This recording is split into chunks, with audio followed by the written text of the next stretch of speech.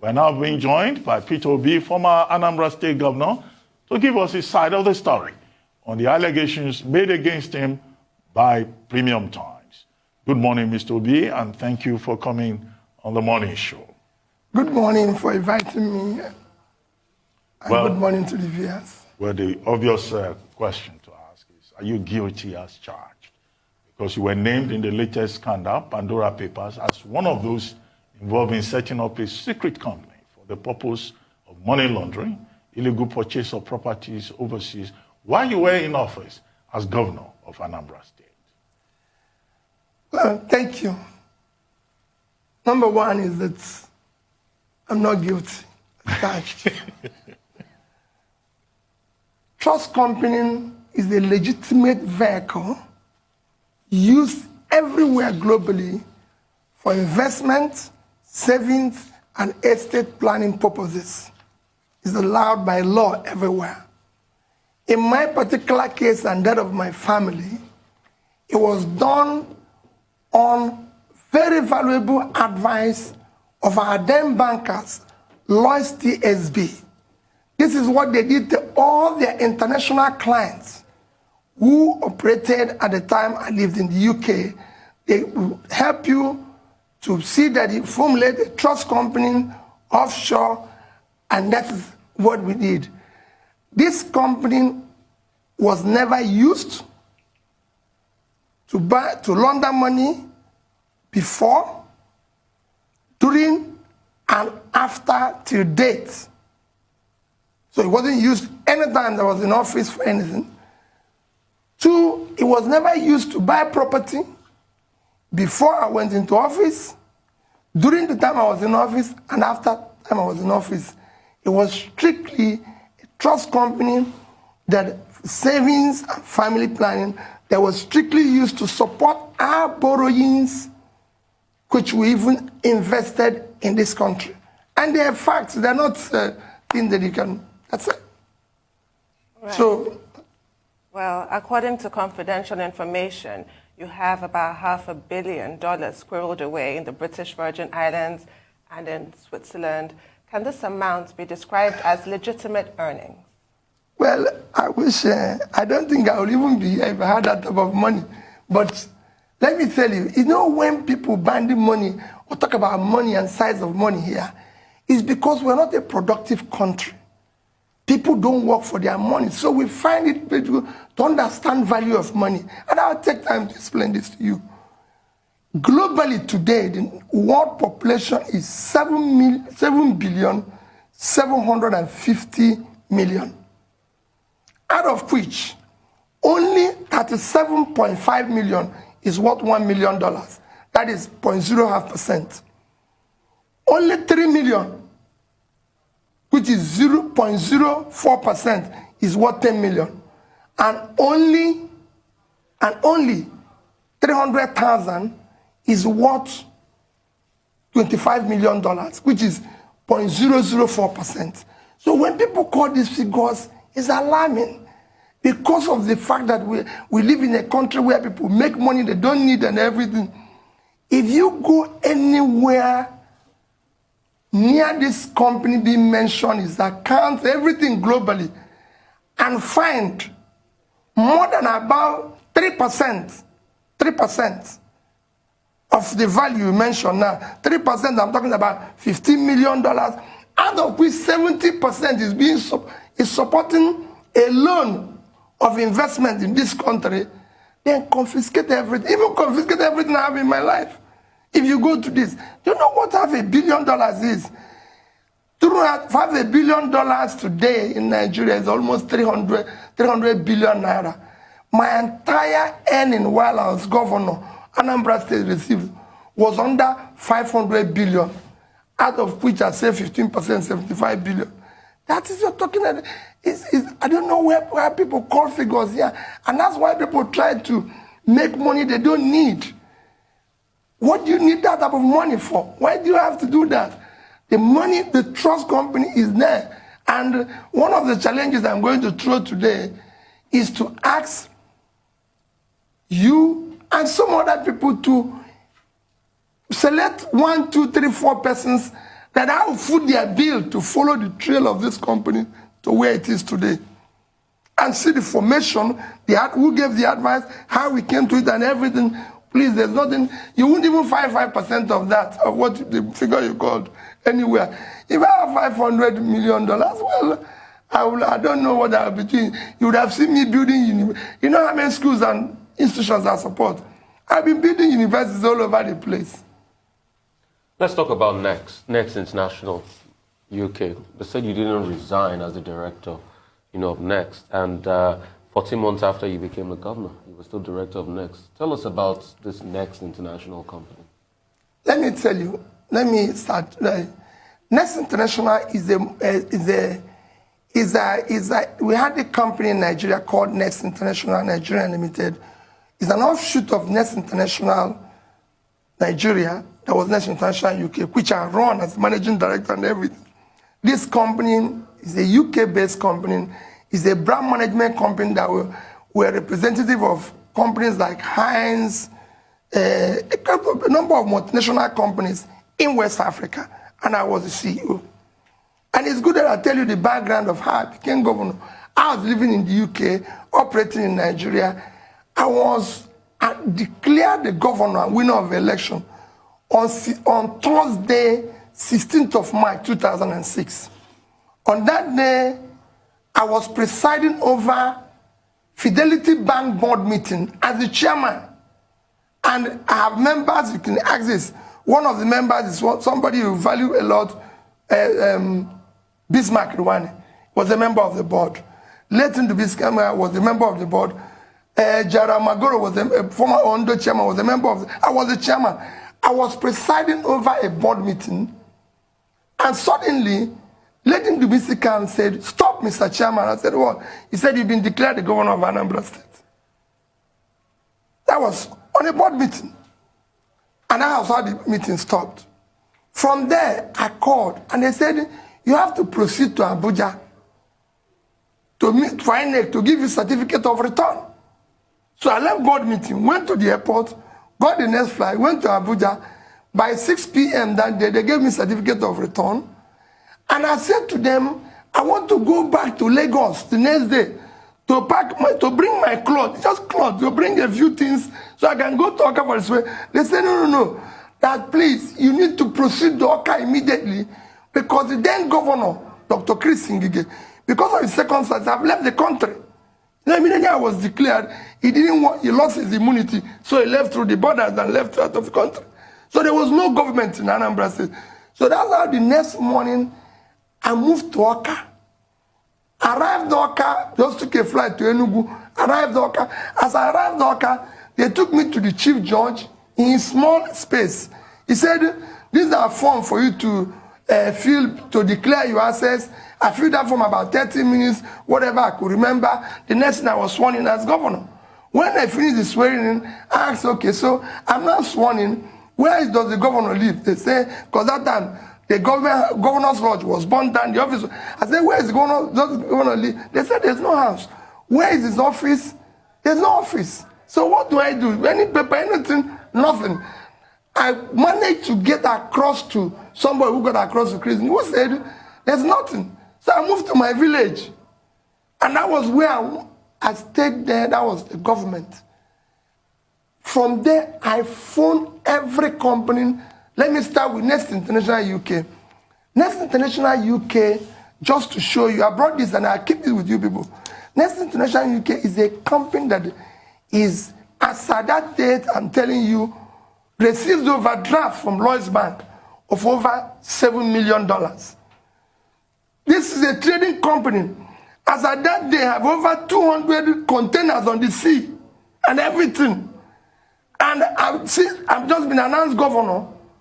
And here I'm running a company. So the only thing I could do is to phone my wife and said, because she works with me, everybody knows in the company, I'm the CEO, she's my deputy with other. I said, "You take charge. I will never come to London again. See what has happened to me." And I was chairman and director of about 11 companies, even in Nigeria. I phoned all of them, said I've resigned. From that day that I went to Oka until I was impeached in November, I never left Oka. Not one day. I resigned. And I wonder what, even at times, I even wonder, why is there an issue 15 years after I was supposed to resign? So did you resign do the needful completely? From Next? And did you also put Next in your form? Did you, the asset declaration form, did you declare Next in there and all? When they talk about the declaration of forms, again I said, what I declared, when you talk about declaration, I just told you a story now that this company is owned by Next Nigeria. Because at times they say, oh, you didn't declare. I said, no, I didn't declare one. Assets with people. I didn't declare some assets because those assets have been declared somewhere. So if I declare Next Nigeria that I own 5%, I don't have to declare another interest that Next Nigeria owns. Just like they want to say, and I didn't declare something because they were subject of things that were bought from borrowed money. If you borrow money from me and buy this suit, when they ask the owner, you have to put remark that you're owing somebody because it's not your suit. I can come to collect it tomorrow.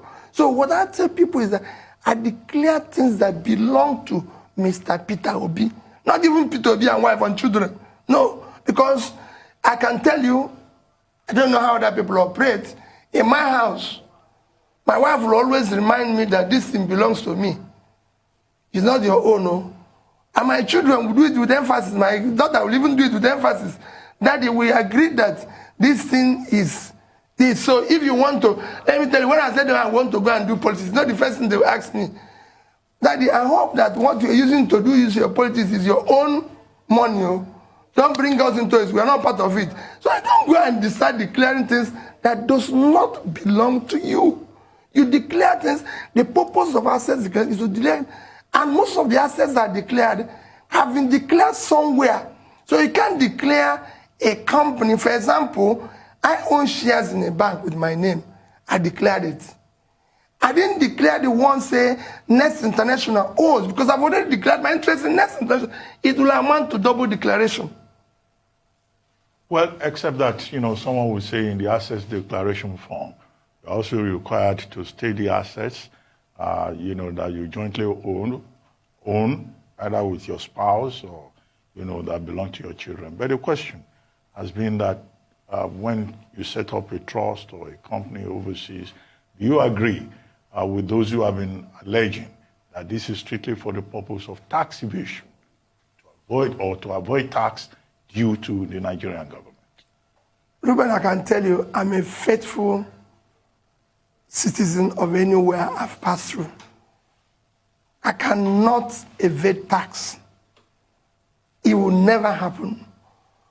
Every investment I've done globally is legitimate and pays tax. I just shown a paper and said I live here. If you're a black man in London, you're a suspect.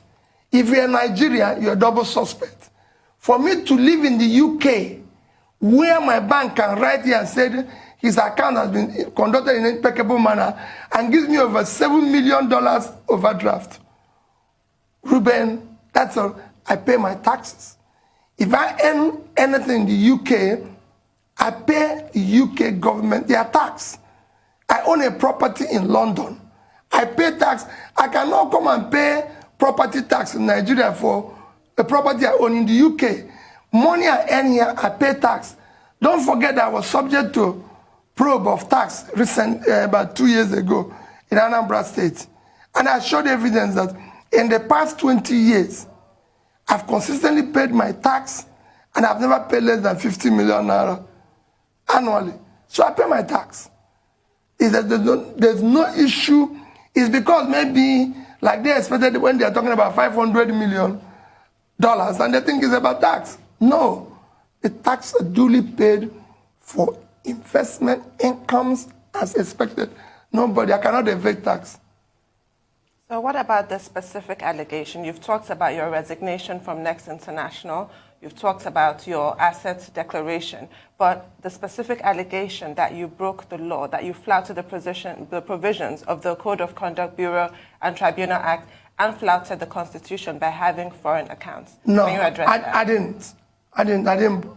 I never did. I didn't break the law. Simple. Everything I did was within the line, and I've told you also the circumstances in which I became governor. You know, everything I did was within the law, and I've told you the circumstances in which I became governor as well. Notwithstanding, even that there was never a time anybody said to me, Peter, come. The reason why you see election, when you have election, it takes 3 months for swearing in, is to be able to have orientation. Notwithstanding that I never had any orientation, nobody said to me, you have to do this, you have to do this. But by my own commitment to do the right things, I tried to stay within the law. And I can tell you, I was within the law. What you're seeing now is a situation where, we've looked for everything. If we can't find anything against this man, since he's been, since he's going about preaching about saving, preaching about this, let's just throw anything on him. What I was preaching about saving is what I did. I'm always happy when I see Ruben here, because Ruben was part of a government that I participated. The very first day I became governor, the first thing I discussed in my ESCO with my executives is that we must save money. They came up and said, why? I said, listen, as a father, I save money for my children. And they know. So I must save money for the children of Anambra State. Even when I was impeached, go and read my impeachment notice. One of the third point of why I was impeached is saving money without authority of the House. I came back from that impeachment. I said, we must continue saving. As long as I'm here, whenever we receive our FAC allocation, the first thing we do is remove money for pension, remove money for gratuity, remove saving, pay salary, then the rest we can work with. If you don't do it, I'm not part of it.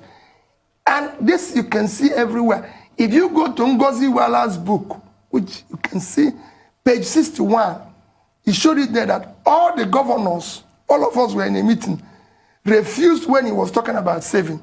And he said that only Peter Obi, who argued for saving, was shouted down by his colleagues. It was only Lily Moke that supported me.